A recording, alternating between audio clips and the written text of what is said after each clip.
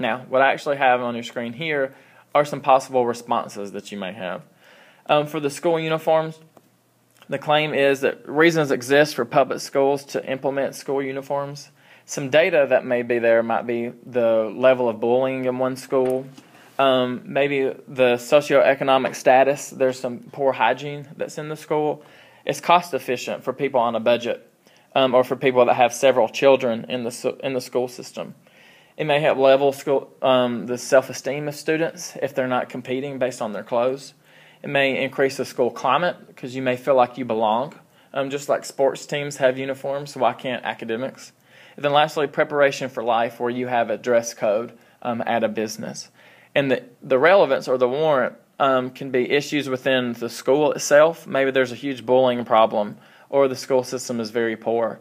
And that it's very relevant then to kind of help that by adding school uniforms. Maybe students dress very inappropriately. Maybe there's a huge stereotype clique problem at the school, and that kind of data would help back up the other kinds of information used to support your claim. Secondly, for global warming, people should conserve energy and recycle to fight global warming. Some data may be the rising temperatures over the past decade or two, the increase in severe weather, stronger hurricanes like Hurricane Katrina, depleting resources, how we're running out of oil or coal or other kinds of resources. Landfill usage, maybe we're running out of land, or there are some studies that show how some countries are dumping their waste into the oceans and the different kinds of pollutions that come from it. And so the relevance may be the politics and science, and how it's a moral and ethical issue, and how science can kind of prove that our climate is changing. The economic impact of running out of land, or how it can save money by recycling our plastics, or just the general appeal to emotions of one's responsibility, and how it should just be your duty to kind of care for your planet and for your environment. So there's some general practice to kind of get you familiar. Now, as I mentioned, I'm going back to Toulmin's model, and you notice I lengthen the seesaw a little bit more. So your claim and data and warrant are your three basic parts, but there are three other subcomponents that help aid and build an argument. They're called the qualifier, the rebuttal, and the backing. And their placement is very important because they pair up with the three other pillars so far. The qualifier is a statement about how strong the claim is, providing a scenario or early evidence to support that main claim of your argument. The rebuttal is an exception to a claim. There's almost always an exception, or people will try to make an exception.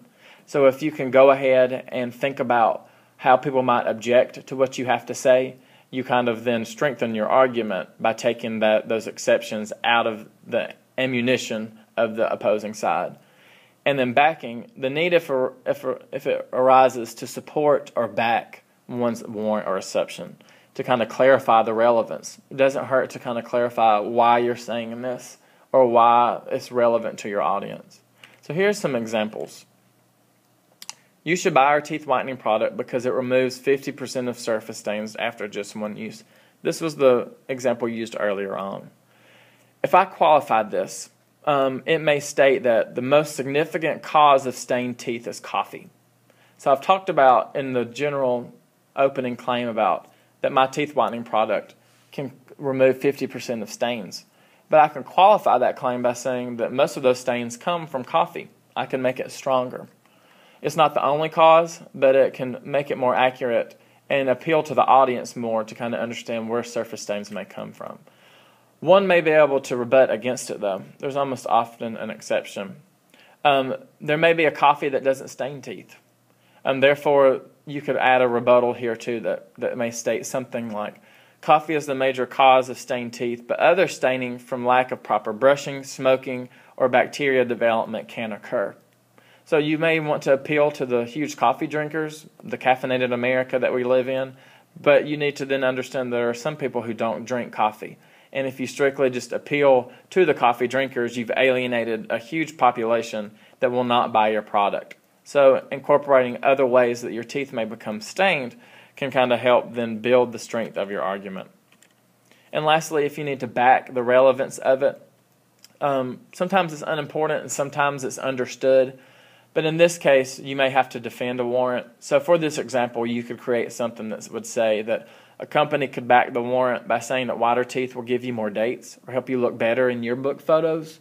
So if you're going to make this advertisement and play it only on MTV, VH1, Nickelodeon, CMT, TV channels that are predominantly watched by teens, that may then appeal and be more relevant to them. If you want to make it general, you can say that it can give you more dates, help you in the workplace, other kinds of arguments that you can use to back the relevance and importance of your argument. So those are the basic parts of the Toulmin's analysis, the different ways to dissect and evaluate arguments. Here are some key points from this lecture. Everything around you contains an argument, and we're going to spend the rest of this course proving that point. Toulmin, I need you to know the parts, all 6, and I need you to know their importance and how they're used. And practice through awareness. I'm going to have you dissect visuals and textual evidence. I'm going to have you do some homework and look and actually watch TV and look up different kinds of commercials and break them down. Maybe build one of your own. Create a product and build a successful kind of advertisement to go through it. The rest of this course, once we get this down, will not refer back to this at the same point. It will be expected for you to have absorbed this and to do this naturally, so that at some point very, very soon when I give you a text, you are automatically breaking down and discerning what is the claim, where is the data, and why is this relevant. And then you can go into what the second lecture about argumentation and rhetoric looks at, and then go into the different kinds of appeals to character and emotion and logic that helps build the data and the claim and the relevance of that at the same time.